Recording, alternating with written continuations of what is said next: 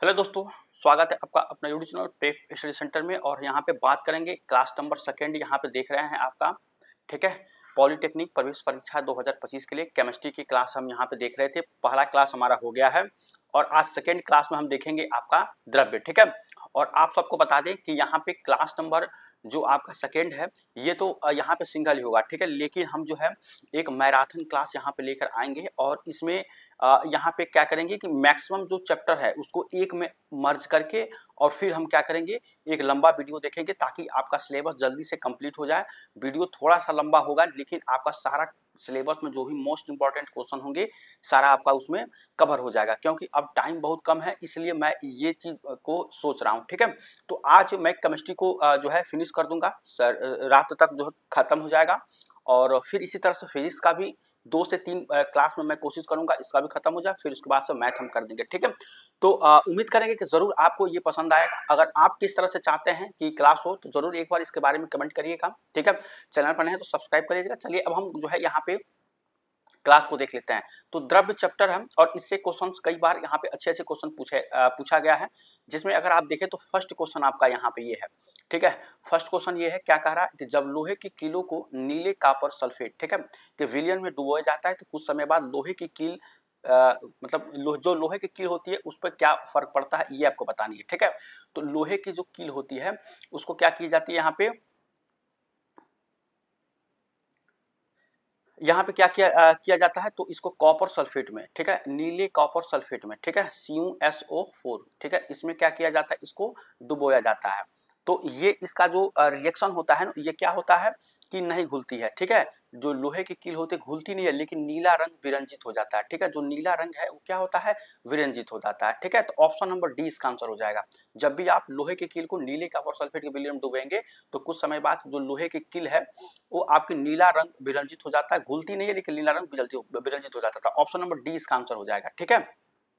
चलिए अब question number second देखते हैं। यहाँ पे सेकंड क्वेश्चन है, स्पिरिट को हथेली पर रखने से ठंडा महसूस होता है क्योंकि यह, यहाँ पे बात करें सेकंड क्वेश्चन, स्पिरिट को हथेली पर रखने पर ठंडा महसूस होता है क्योंकि यह क्रियाशील द्रव है, अवाष्पशील द्रव है, अत्यधिक वाष्पशील द्रव है, कम वाष्पशील द्रव है, ठीक है।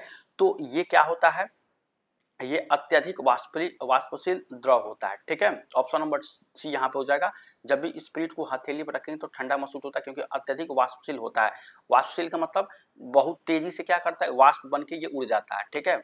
जिस तरह से अगर आप पेट्रोल की बात करते हैं यहाँ पे ना, तो ये भी उसी तरह से होता है, ठीक है। तो स्पिरिट की ही तरह यहाँ पे सॉरी पेट्रोल की तरह ही होता है। पेट्रोल थोड़ा धीरे से होता है लेकिन स्पिरिट बहुत तेजी से यहाँ पे वाष्पशील होता है, ठीक है। तो ऑप्शन नंबर सी इसका आंसर हो जाएगा, इसीलिए हाथ पर रखते हुए ठंडा लगता है, ठीक है। तीसरा है, दूध से दही बनना कैसा परिवर्तन है। तो आपको भी पता है कि दूध से दही बनना ये क्या है, एक रासायनिक परिवर्तन है, ठीक है। यहाँ पे भौतिक परिवर्तन मत ला दीजिएगा, रासायनिक परिवर्तन ही यहाँ पे होगा, ठीक है। तो ये सब चीज आपको यहाँ पे आनी चाहिए, ठीक है। ऑप्शन नंबर इसका जो है डी आंसर हो जाएगा, रासायनिक परिवर्तन, ठीक है। चलिए अब इसके बाद से क्वेश्चन नंबर 4 को देखते हैं। ठोस अवस्था में अणुओं की गतिज ऊर्जा होती है। यहाँ पे ठोस अवस्था में अणुओं की गतिज ऊर्जा क्या होती है, इसको यहाँ बतानी है, ठीक है। तो आपका यहाँ पे जो आपका आंसर हो जाएगा, ठोस के अणुओं से कम होती है, ठीक है। ठोस अवस्था में अणुओं गतिज ऊर्जा क्या होती है, द्रव के अणुओं से कम होती है, ठीक है। मतलब एक होता है यहाँ पे ठोस, ठीक है, द्रव, और यहाँ पे होता है आपका गैस। तो जो ठोस अवस्था में, तो ये इसमें आपके अणुओं की जो गतिज ऊर्जा होती है क्या होती है, जो ये द्रव होता है ना, इसके अणुओं से क्या होती है, लो होती है, यहाँ पे कम होती है, ठीक है। तो ऑप्शन नंबर डी इसका आंसर यहाँ पे हो जाएगा, ठीक है। चलिए अब हम देखते हैं क्वेश्चन नंबर 5। अंतरा अणु बल अधिक होता है, ठीक है। अंतरा अणु बल अधिक होता है किसमें, ठोस में, द्रव में, गैस में, तीनों में समान होता है, ठीक है। तो इसका आंसर अगर बात करें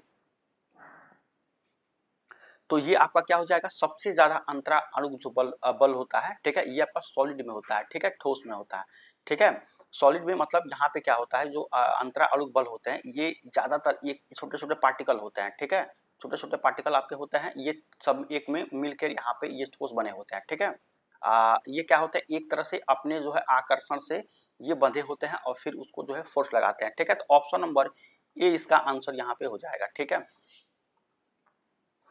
चलिए इसके बाद से छठा नंबर, जिस ताप पर द्रव का वाष्प दाब उस ताप को कहते हैं वायुमंडलीय दाब के बराबर होता है। ठीक है, जिस ताप पर द्रव का वाष्प दाब उस ताप को कहते हैं, यहाँ पे देखिए थोड़ा सा क्वेश्चन ये डिफरेंट होगा, जिस ताप पर दाब के बराबर होता है उस ताप को क्या कहते हैं। ठीक है, थोड़ा सा ये उल्टा हो गया है।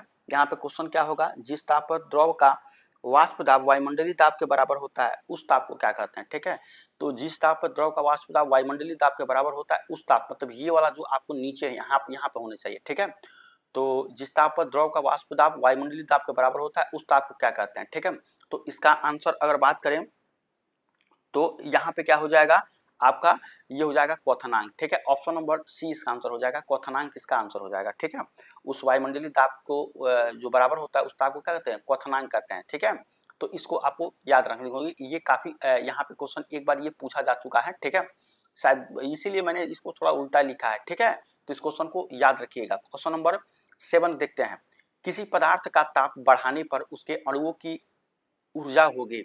ठीक है, यहाँ पे किसी पदार्थ का ताप बढ़ाने पर उसके अणुओं की ऊर्जा में होगी, क्या होगी, तो जब पदार्थ की ताप आप इंक्रीज करेंगे तो अणुओं की ऊर्जा में क्या होती है, परिवर्तित होता है, वृद्धि होता है।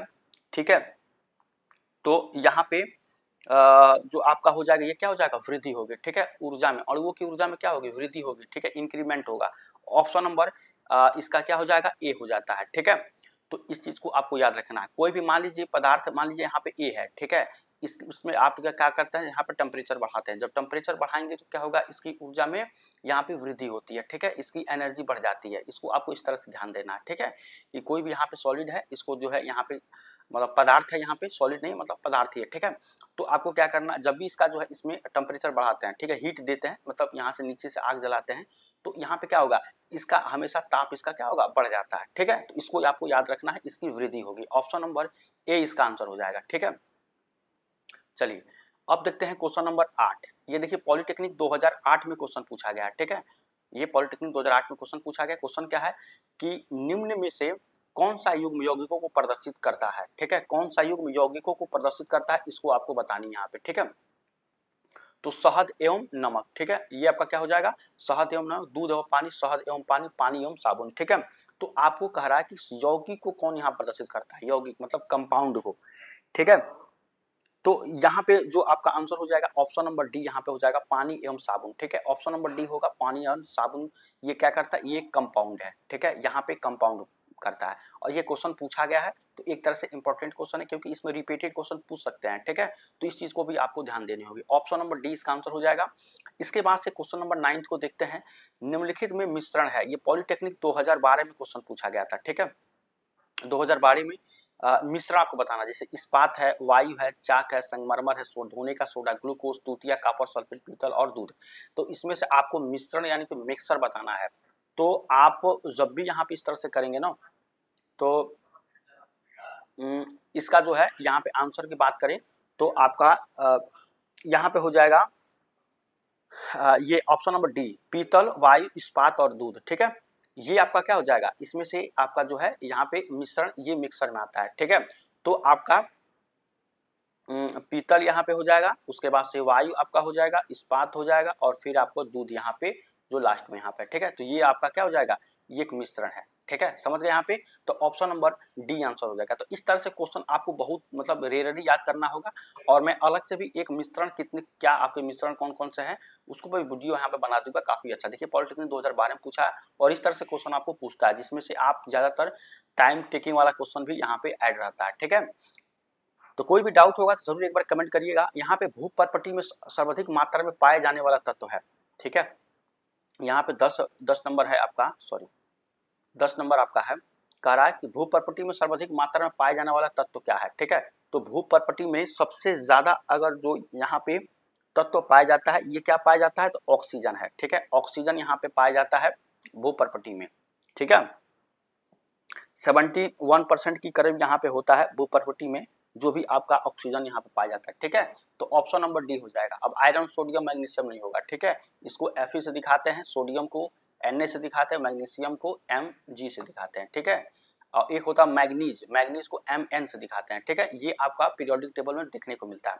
तो सोडियम को Na से ये दिखाते हैं, इसको आपको Fe से दिखाते हैं, आयरन को ये आयरन ही नहीं होगा, ये आयरन होगा, ठीक है, इसको ध्यान देना है। तो ऑप्शन नंबर यहाँ पे हो जाएगा आपका बी, ऑक्सीजन हो जाएगा। इसके बाद से 11 देखिए, निम्नलिखित में से शुद्ध पदार्थ छांटिए।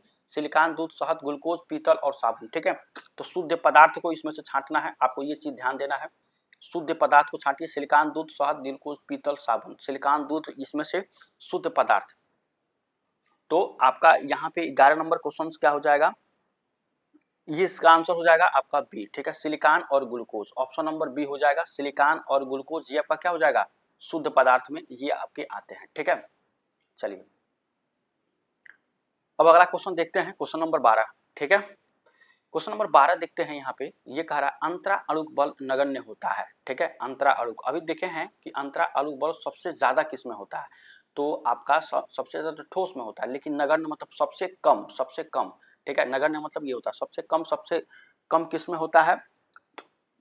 तो यहाँ पे आपका आंसर क्या हो जाएगा, ये हो जाएगा गैस में, ठीक है। गैस में सबसे कम होता है और ठोस में सबसे ज्यादा। इसमें आपका सबसे यहाँ पे ये ज्यादा और सबसे कम इसमें होता है, ठीक है। तो इसको याद रखिए, यही नगण्य की बात, नगण्य मतलब कम होगा, ठीक है। तो ऑप्शन नंबर सी यहाँ पे आंसर हो जाएगा, ठीक है।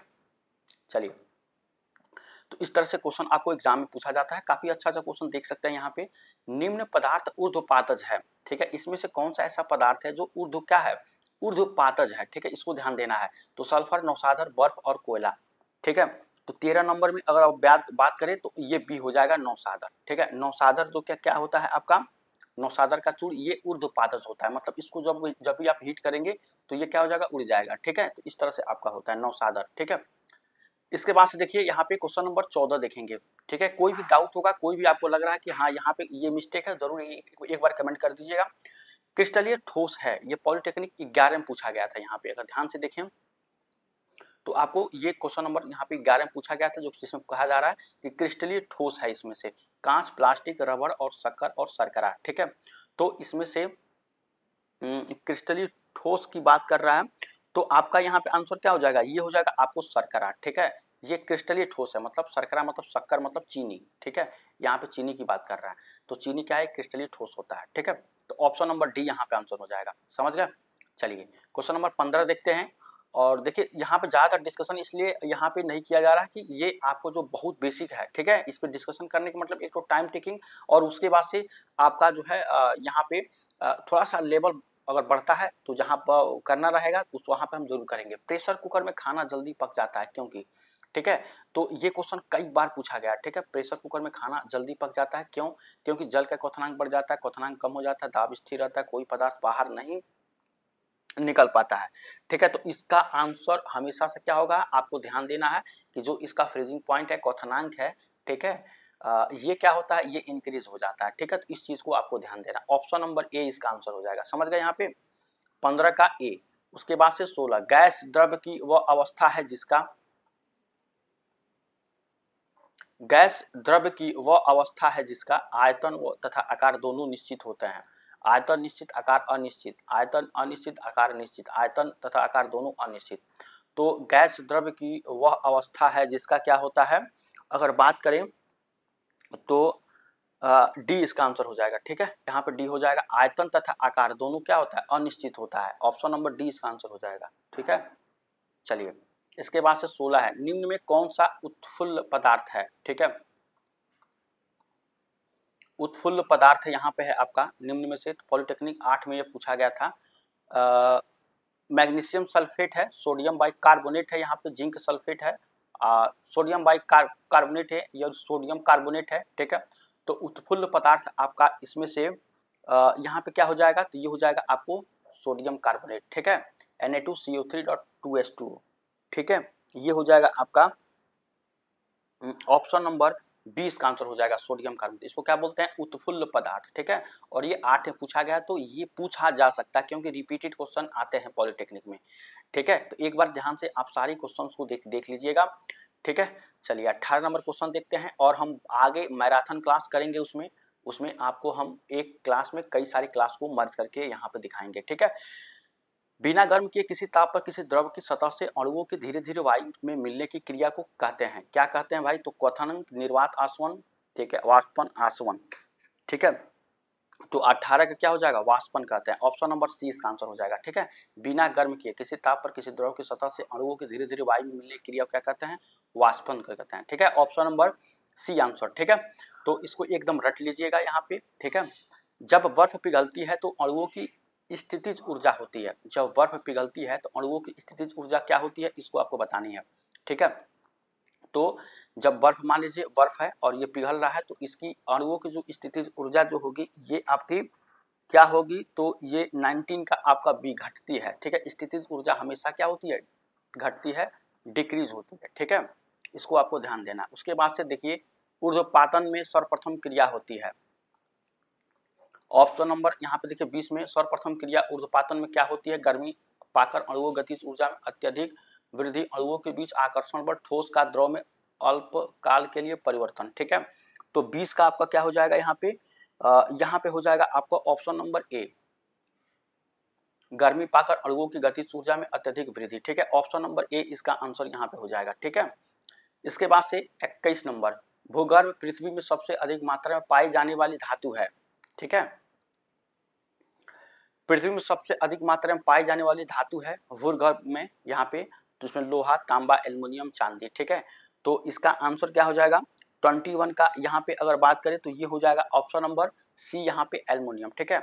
सबसे अधिक मात्रा में पाई जाने वाली क्या है, आपको एल्युमिनियम है। ऑप्शन नंबर सी इसका आंसर यहाँ पे हो जाएगा, ठीक है। तो इस तरह से क्वेश्चन आपको पूछा जाता है कि सबसे अधिक कौन पाया जाता है, सबसे कम कौन पाया जाता है, इस तरह से क्वेश्चन आपको पूछा जाता है। जल में घुलनशील अशुद्धियां इसके क्या होते हैं, ठीक है। जो जल में आपकी घुलनशील अशुद्धियां है, इसके क्वथनांक को कम कर देती है, क्वथनांक को बढ़ा देती है, हिमांक को बढ़ा देती है, हिमांक पर कोई प्रभाव नहीं डालती है, ठीक है।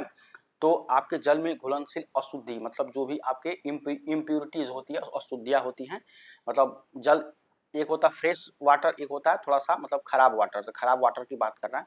तो जब भी उसमें अशुद्धि घुला तो उसके क्वथनांक क्या होता है, ठीक है।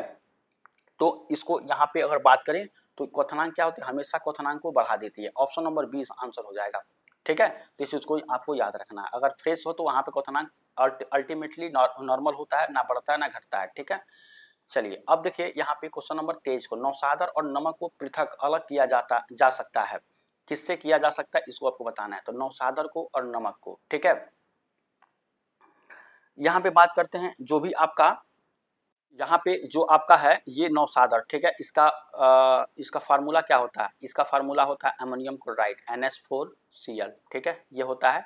और यहाँ पे नमक का क्या होता है, और बात करें तो NaCl, ठीक है। NaCl नमक का होता है, समझ गए। और इसका अगर बात करें यहाँ पे इसका स्ट्रक्चर के, तो NHN प्लस यहाँ पे होता है, ठीक है। NH4 प्लस होता है और Cl माइनस, ये बनता है दोनों मिलके। तो NN पर यहाँ पे आपका प्लस हो जाएगा, इससे हाइड्रोजन, इससे हाइड्रोजन और इससे हाइड्रोजन और इससे हाइड्रोजन, और फिर Cl माइनस यहाँ पे। तो ये इसका स्ट्रक्चर बनेगा। और पृथक किया जाता है किससे, तो यहाँ पे आपका 23 का जो होगा ये आपका सी हो जाएगा, ऊर्ध्वपातन द्वारा, ठीक है। ऊर्ध्वपातन द्वारा, ऑप्शन नंबर सी इसका आंसर यहाँ पे हो जाएगा, ठीक है।